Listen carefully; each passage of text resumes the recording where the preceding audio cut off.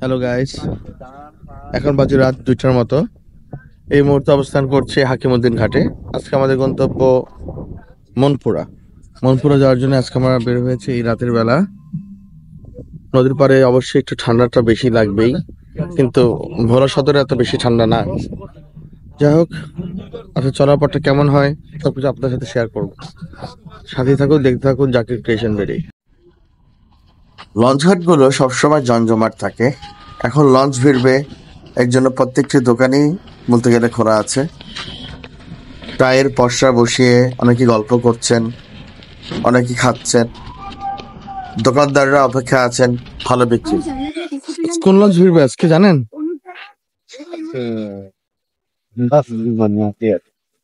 তাশরিফ জি, কখন ভিড়ে লঞ্চ? সাধারণত তিনটার সময় ভিড়ে না? অনেক সময় আড়াইটা। এটা এই লঞ্চটা কি হাতিয়া, মানে হাতিয়া মানে লাস্ট গন্তব্য নাকি? কি অবস্থা? ভালো আছেন না? তো রাত কটা পর্যন্ত খোলা থাকবে? খোলা থাকবে 4টা পর্যন্ত। এত রাত পর্যন্ত কেন খোলা? এত রাত পর্যন্ত 24 ঘন্টা ঘাটে যাত্রী থাকে। আচ্ছা, মানে কয়টা লঞ্চ এখানে করে থামে? এখন বর্তমানে 4টা, হাতে 2টা দেখতে হাতে 2টা, ভেতরে 2টা। কেন হাকিমউদ্দিনের পর্যন্ত আর তো লঞ্চ আছে কিছু, যে যেমন টিপু ছিল মনে হয়, এখন ভিড়ে না? এখনো না। আগে সকালবেলা 8:30 একটা লঞ্চ চলতো, 10টা এখন বাদ হয়ে গেছে। কেন বলতে লঞ্চের মানে লঞ্চ কোম্পানির তালা জ্বালায়। তবে ঘাটটা যখন 8:30 লঞ্চটা চলছে তখন ভালোই চলছে। ঘাটটা একজনই ছিল, আপনার পরে ভোলা ইলিশা ভেটিবারে পুরো ফেল করে লেছে। যখন লঞ্চটা বন্ধ হয়ে গেছে তখন মানে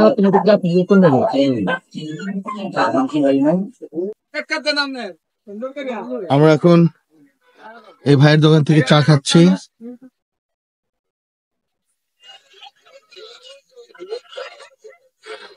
গরম গরম চা। আমাদের লঞ্চের লাইট দেখা যাচ্ছে, আপনারা দেখতে পাচ্ছেন। আমরা জানি না লঞ্চটা কি লঞ্চ, কারণ আমাদের বলছি যদি আমরা ডিসাইড করিনি যে কোন লঞ্চে করে যাব। যে লঞ্চটা আমরা প্রথম পাবো সেই লঞ্চে করে আমরা চেষ্টা করব সেই লঞ্চে ধরে আমরা মনপুরা পৌঁছানোর জন্য। আমার সাথে আরেক ব্লগার আছে, তার কথা বেশি শোনা যাচ্ছে।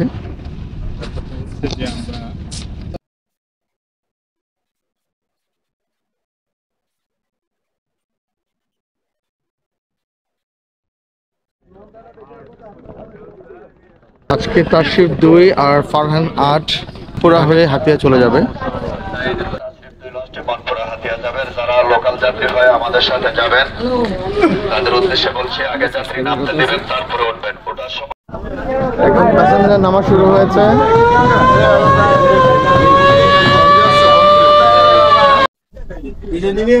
আমরা এখন লঞ্চের ভিতরে প্রবেশ করছি। লঞ্চের লস্কর ভালো আছেন ভাই?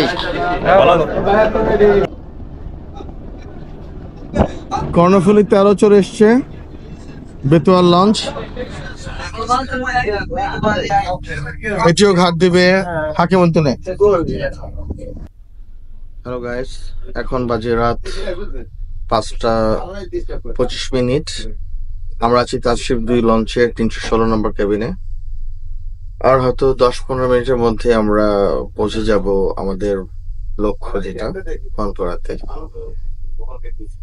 তো শর্ট টার্ম একটা লঞ্চ জার্নি হলো। তো হোপফুলি আজকে দিনটা ভালোই কাটবে, তবে দোয়া করবে যাতে দিনটা ভালো কাটে।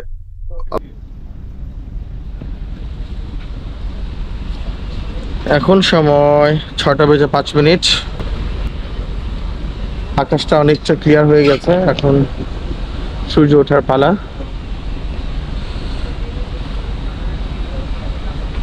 নদীর উপরে একটা ছোট্ট একটা ম্যানগ্রোভ বন দেখা যাচ্ছে, জানি না বনটার নামটা কি। এই মুহূর্তে আমরা অবস্থান করছি তাশরিফ 2 লঞ্চে এবং আমাদের গন্তব্য হলো মনপুরা।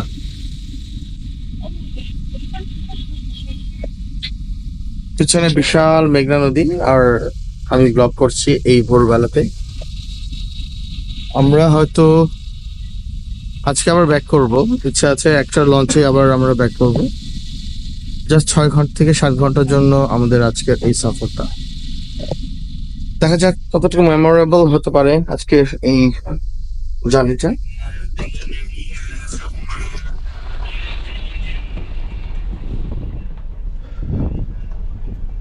নদীর দুই কুল দেখা যায় না, আমি আপনাদেরকে দেখানোর চেষ্টা করছি।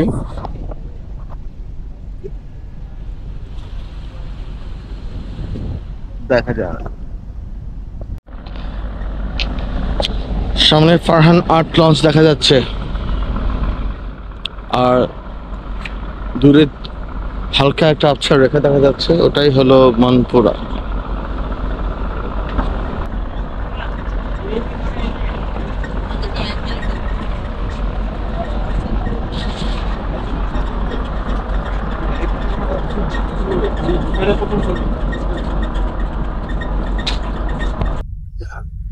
একটা ছোট ট্রলার এগিয়ে আসছে, প্রথমে ফারহান 8, তার পিছনে তাশরিফ 2। যদিও বা তাশরিফ 2 এর পৌঁছানোর কথা ছিল সবার আগে, বাট বিশেষ একজন ব্যক্তির চেয়ারের জন্য আজকে দেরি হয়ে গেছে।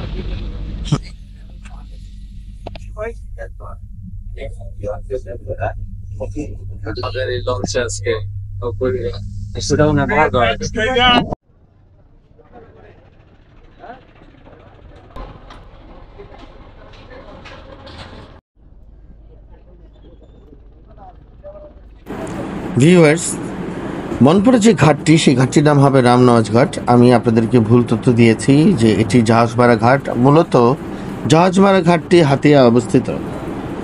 তো এই অনাকাঙ্ক্ষিত ভুলের জন্য, ভুল একটি তথ্য দেওয়ার জন্য আমি আন্তরিকভাবে আপনাদের কাছে দুঃখিত। আশা করি আপনারা ক্ষমা সুন্দর দৃষ্টিতে দেখবেন।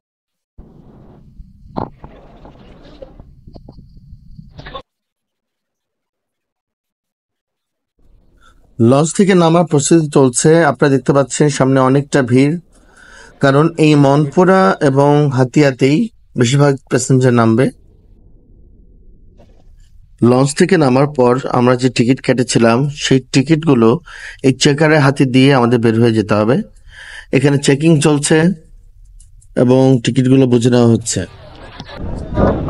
গুড মর্নিং এভরিবডি, এখন আমরা আমাদের কাঙ্ক্ষিত মনপুরা চলে এসেছি। মনপুরা দেখার কি আছে আমি জানি না, এর আগে আমি একবার মনপুরা এসেছিলাম, সেটা 2017 সালে।